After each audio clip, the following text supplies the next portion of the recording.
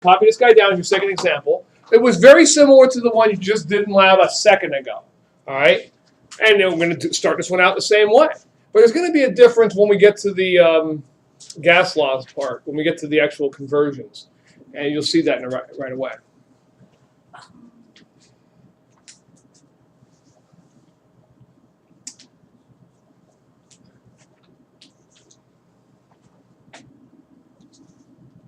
Okay. Take the notes. Take the notes. All right. You know, by now, I would hope everybody in this room knows how to begin these problems. You're going to look for the word to tell you about the equation first. Let's do that. Okay. It says how many grams of sodium reacts with water. That's all I got to know. Sodium reacting with water. That tells me everything I need to know. Sodium plus water. I grab my common ion sheet. Now, you didn't even really need it for the last one you did in lab with magnesium plus water. I'm sorry, magnesium plus hydrochloric acid. Give you magnesium chloride plus hydrogen. We saw that. Well, this guy's, you have to look it up because it's a little bit more complicated. Different guys react with water differently. Sodium gives you, as you can see, sodium hydroxide, not sodium oxide, plus hydrogen. It is very exciting, I know. All right, so sodium hydroxide plus hydrogen, it yields. We've seen this reaction multiple times. Matter of fact, I did this one, I think, maybe as an example one under the standard conditions. So Na plus H2O. It's also one we did in the fume hood. One it caught on fire and ran around in the water. Okay, sodium hydroxide plus 1 minus 1, written correctly. Hydrogen's diatomic, H2. Nobody's going to get this wrong. I hope. But here's the problem. Here we have a problem. I can't do the very first step. Because when I go back up there to look up and see what's my given information, I see that it's 2.1 liters of hydrogen. And you might think to yourself, don't write this down. You might think to yourself, okay, 2.1 liters. If this were at STP, I could absolutely do this. Liters in the bottom, moles in the top. 1 mole contains 22.4 liters. Then continue with my stoichiometry. But it's not. And now, we didn't see this in the lab one. I was giving you a mass, the magnesium, and asking you for a volume. So at the end, we needed the PV equals nRT problem. Can you see what what we're going to do here? We need the PV nRT. Yeah, we need this right now. Wow. All right, so let me erase this and show you what we're going to do.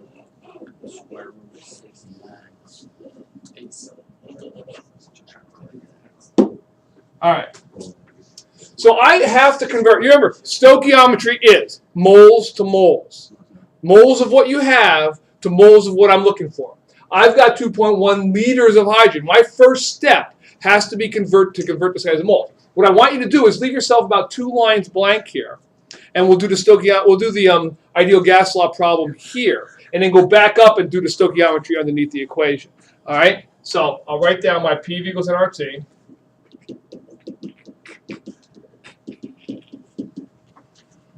And we'll solve. Are we solving for V this time? No, we're given V. We're given P. P is told to be 0.641 atmospheres. V, we're told, is 2.1 liters. N is what we're looking for. We want to know how many moles we have because we want to be able to convert from moles to moles. That's what stoichiometry is. R is the constant. Same one we already probably have memorized, even though I don't need to. And the temperature is 287 Kelvin.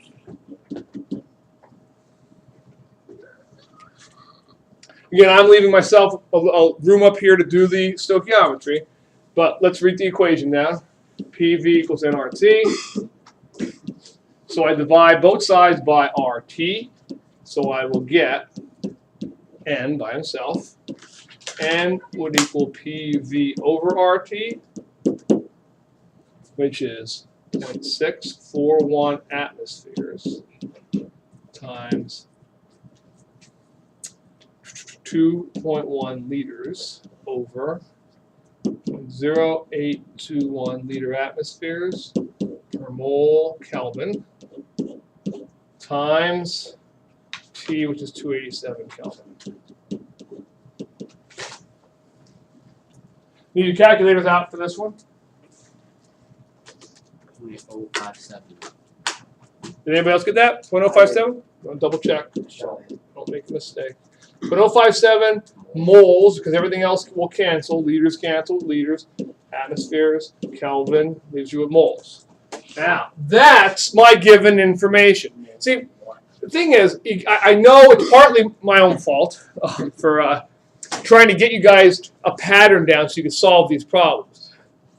Mostly, it helps you for the homework and it helps you for the test. But then, when you get to problems like the lab you just had, it took you a half an hour, and some of you weren't finished, doing a problem that should have been done in about 10 minutes. Okay? Why? Because you don't really understand it.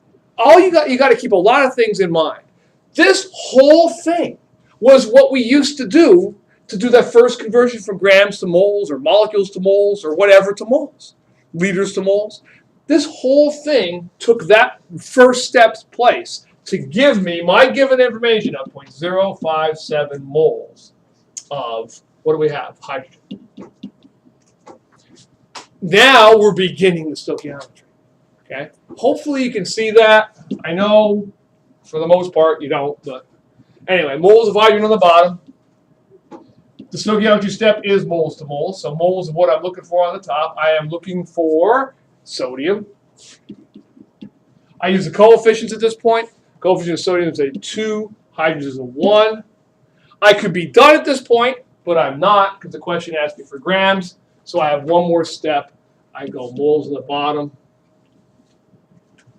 of Na, grams of Na on the top.